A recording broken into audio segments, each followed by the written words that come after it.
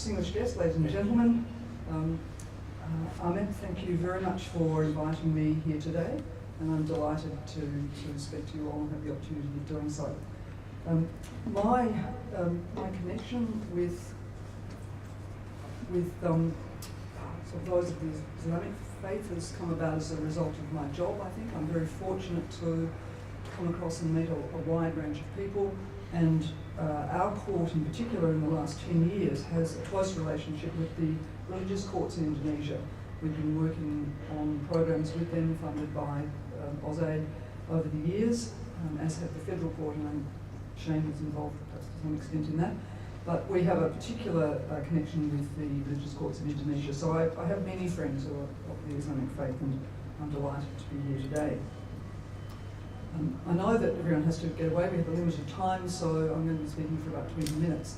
I won't be able to cover in depth all of the things I'd like to, and we will have some time for questions, so please use that opportunity to engage with me on issues that I can't deal with in the time.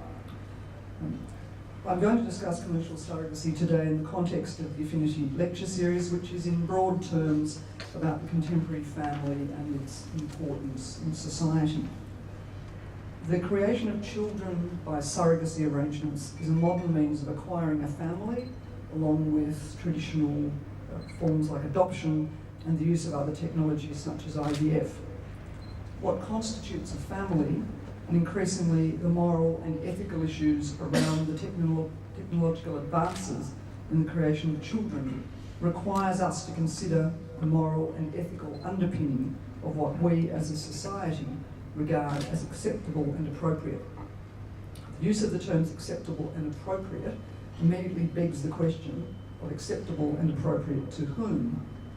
And there are a number of participants, commissioning parents, who desperately want a child that they are otherwise unable to conceive themselves. The rights of the surrogate to be properly protected and cared for where necessary, and in commercial arrangements to be properly and reasonably compensated without exploitation.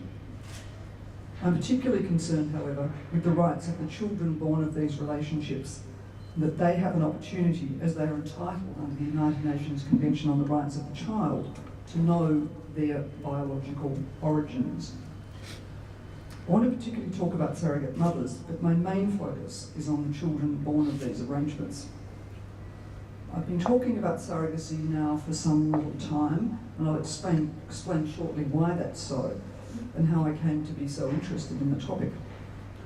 There's been some publicity around some of my recent presentations, and some of the responses to those has caused me some reflection.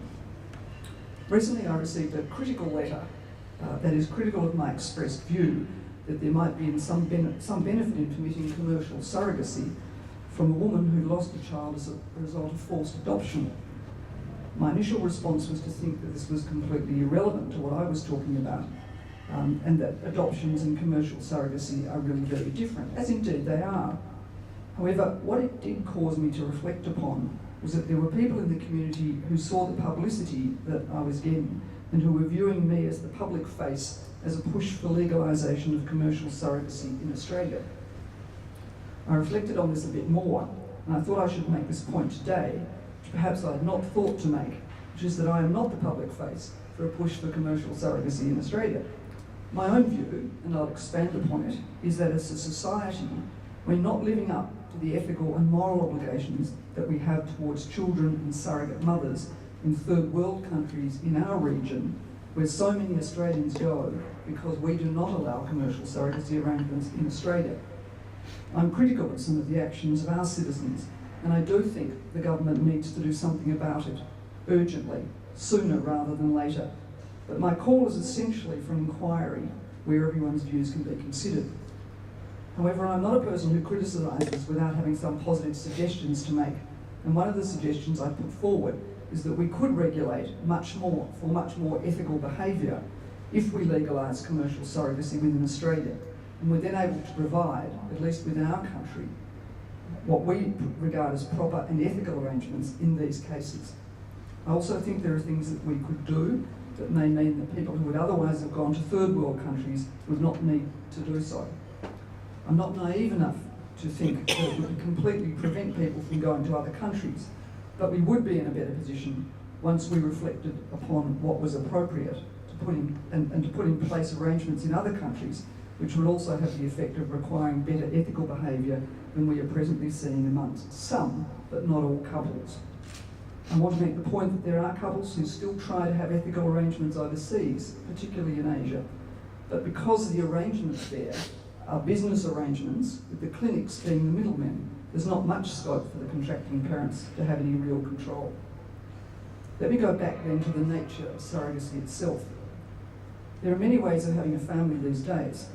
Surrogacy involves the carrying of the fetus on the basis that the child is being carried for the benefit of another person or couple. Altruistic surrogacy is not illegal in Australia, and medical expenses can be covered as long as there is not a commercial element to the arrangement. Commercial surrogacy is illegal in all states and territories in Australia, except for the Northern Territory, which has no legislation at all in relation to surrogacy. Importantly, Queensland, New South Wales and the ACT make it illegal for Australian citizens who live in those states to contract commercial surrogacy arrangements overseas. The arrangements work on this basis. Sometimes the egg is provided by the surrogate, but more often, where there's a heterosexual couple or two gay men, the sperm of the father is used and a donor egg is provided. With two gay women, they may provide an egg, or there may be a donor egg, and the sperm will come from a sperm bank. In Denmark, there's a huge industry in Danish sperm, which they market as Viking sperm. One well-known women's magazine ran an article on the subject with the headline, "Congratulations, it's a Viking." The donor eggs come from many sources. Originally in Thailand and India, which are the most regularly frequented countries for Australians, eggs were provided from egg banks in those countries. In more recent times, however, contracting parents are given the choice of having a more Caucasian-looking child, and if they choose that, then an egg imported from somewhere else will be used. Prior to the conflict in the Ukraine, eggs imported from the Ukraine were common. I understand now that eggs from Georgia and other parts of Russia are regularly being used. This raises one of my major concerns about surrogacy arrangements which happen in these countries. We know well from what occurred with forced adoption and other adoptions in the 1950s and 60s that many children wish to know their biological parents and search for them. We now know, in relation to sperm donors in the 1970s who were able to remain anonymous, that children born of those sperm donors are now searching for their biological father. With this knowledge, and knowing the huge drive to know your background, as well as the right to do so, we are allowing the birth of children who will never know their biological mother and have no means of finding out who that might be. The biological need and right to know your parents is vital in my view, but equally important is the possibility of inheriting illnesses and diseases from the parent about whom the child will know nothing. I think that knowing what we know as a society, we have been extremely irresponsible in allowing this to be occurring in an unregulated way. And what I've been trying to propose is a discussion, indeed proper inquiry, from which I think we can discuss putting in place arrangements which would enable regulation of surrogacy in Australia in an ethical way, and could perhaps put some limits around permitting children to come back into Australia unless we could be satisfied that certain preconditions have been met. One of the preconditions that I would want to see imposed would be knowledge of the biological parent from whom the sperm had come. We can certainly do that if we allow commercial surrogacy in Australia, and I think that despite the issues that on their face might arise with other countries, we could also do that, at least to some extent. The clinics that provide these services to Australians are businesses, and they will change their business model to ensure that it's compliant with what Australia requires. My main message is that no matter how difficult some of these things might be, that is no reason to avoid a properly constituted inquiry and effort to do the best we can for the children who are being born now and in the future, who at this stage may never have the opportunity to know their biological mother or father. I said I would discuss how I came to be interested in the topic and why I tend to be talking about it a lot. I'm interested in a legal and professional sense, in the sense that the family court has to deal with cases when people bring a child back to Australia. What happens is that most of the cases that we see where there's two gay men or a heterosexual couple, the sperm will be from the father and there'll be a donor egg, and the surrogate will have no biological connection to the child at all. When the child is born, a DNA test is then done, which establishes the genetic connection between the father and the child. And if the father is an Australian national, then the child will be automatically given Australian citizenship, and a passport will be provided by the embassy or high commission, as the case may be, in the other country, and the child will in that way be able to be brought to Australia. That's how the child comes to Australia.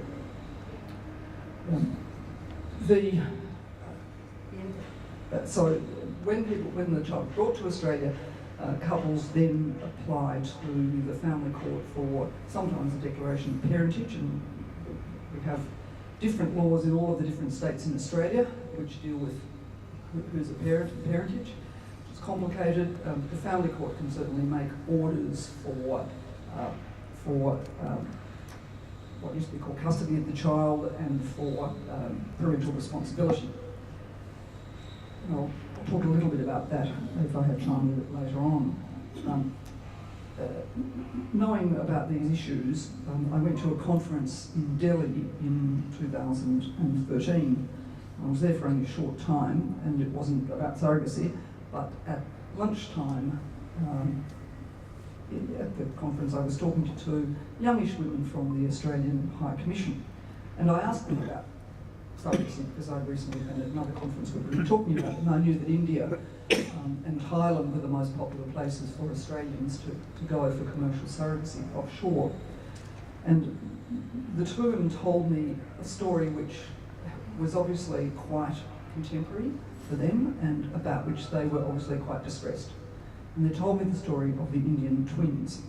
They had recently been faced with a couple, an Australian couple, who had commissioned a child from a surrogate in India, and the woman was carrying two perfectly healthy twins. The twins were born, but the Australian couple only wanted one. They already had a child of one sex and they wanted a child of another, and they didn't want the other child. So they were refusing to take the other child. And the two young women to whom I spoke were obviously quite distressed by what had happened. They told me that they had endeavoured to negotiate with the parents. They had taken some time before they were giving the documents to the passport to get one child back into Australia, because they were hoping to persuade the parents to bring both children, but in the end they couldn't. And at the time, they were very concerned about what had happened to the child and where the child might have gone. You might have seen a bit of press about this recently. The ABC's been quite interested in the story and subsequently heard me talk about it and picked it up, and they've made some FOI applications, and we are told that the child was adopted out, but who knows what ultimately happened. But the bottom line is that there is a child who is entitled to Australian citizenship, who doesn't have it, somewhere in India. Now, I spoke about this at a number of places where I was talking about surrogacy, and I said at the time that I expected that this would not be the only case where that sort of thing had happened. And not long after that, the baby Danny case came to light. And so it's clear that that wasn't the only case in which it happened, and I suspect there are other cases in which it's happened as well that we haven't heard about. So the issue of surrogacy has gained some interest in the Australian community.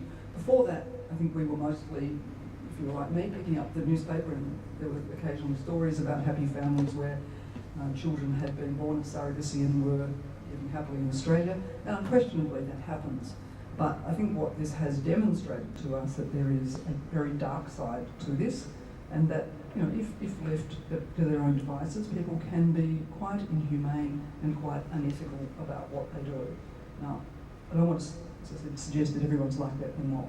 But the business operations in those countries don't really give you much scope for ethical arrangements. I've spoken to people who have had surrogate children who were told that they would know who the biological mother was, where the egg came from, but when the time came, they were told that that wasn't available and the egg came from the egg bank. So people themselves don't have a lot of choice. The reason, of course, that Australians have been using India and Thailand is that we don't allow commercial surrogacy in Australia.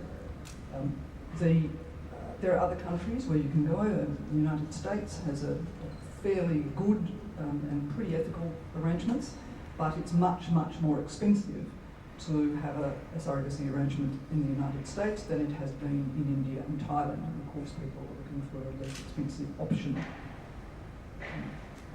One of the issues that I think is problematic for us as a country in not taking responsibility ourselves for this issue is that what's happened is that as a result of actions of our citizens, other countries have taken action and we haven't. So what happened as a result of the baby gammy case was that Thailand then passed laws so that Australian couples can't have surrogacy arrangements in Thailand. And quite a draconian response, really. As a result of what happened when the Indian case got publicity, is the Indians now preventing Australians from having surrogacy arrangements in India. And the problem with that is that there are other countries to which these businesses move. This is a money-making arrangement for the clinics involved. 25% of the international surrogacy arrangements in the world are contracted by Australians, and there were about 1,000 children born of surrogacy arrangements internationally for Australians last year. So it's a big business, and what's happened is that the clinics are now moving to other countries, so Nepal, Cambodia, and I understand Mexico. And in all of those places there's probably less care and less regulation than there was in India and Thailand. So all that's happened by the response of those countries is that it's kind of been pushed further into third world countries, and if you are concerned about the rights of the surrogate mothers, then I think we should all be much more concerned about what's now happening. And this is because, largely because I think as a nation we have not grappled with the problem ourselves. I mean, these are our citizens who are causing these problems, and we haven't been prepared to do anything about it, which is why I am speaking about it passionately, because I believe that as a society, we need to face up to our obligations and do something about this in our society. I think there are things that we can do both internally and externally, and I'm happy to sort of talk about some of my ideas if we have an opportunity.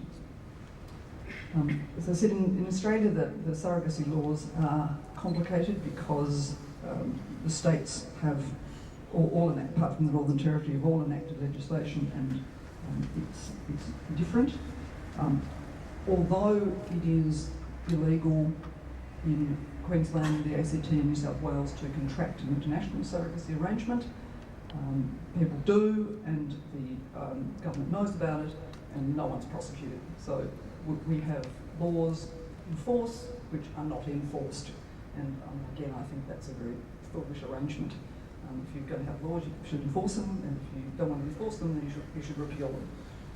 So that's one of the issues. And certainly in the early stages, a couple of the family court judges who had cases come before them in New South Wales referred the matter to the authorities in New South Wales, but it's clear that no one wants to take any action. Now, I understand that perfectly well, why the government wouldn't want to prosecute people. But again, I think we just haven't been prepared to grapple with what needs to be done.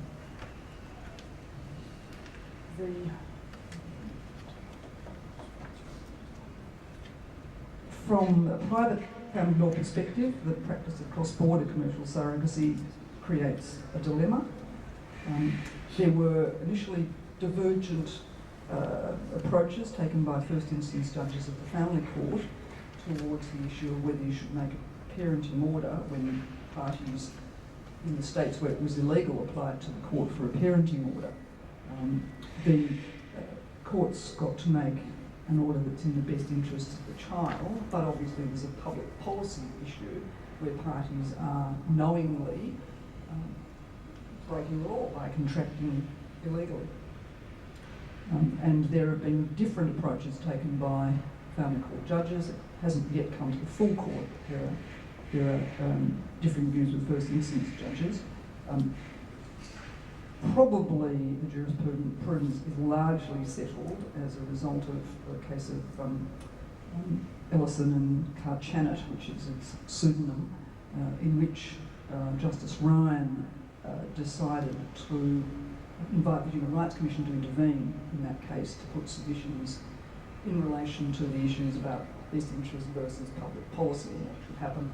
And the result in that case was that Justice Ryan said that in the end, notwithstanding, supported by the Human Rights Commission advocate, I should say, that notwithstanding the illegality of the arrangement, in the end, the best interests of the child was to have a parenting order made in favour of the parents who had commissioned the child and who were going to be caring for the child.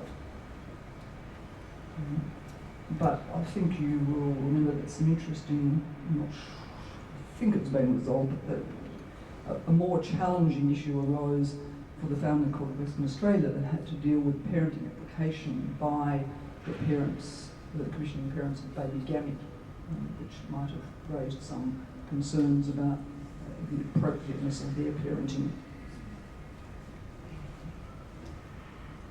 So we know what some of the problems are, legally and otherwise, but where do we find solutions for them? The Family Law Council was issued with terms of reference into surrogacy and family formation and reported in August 2014 to the government.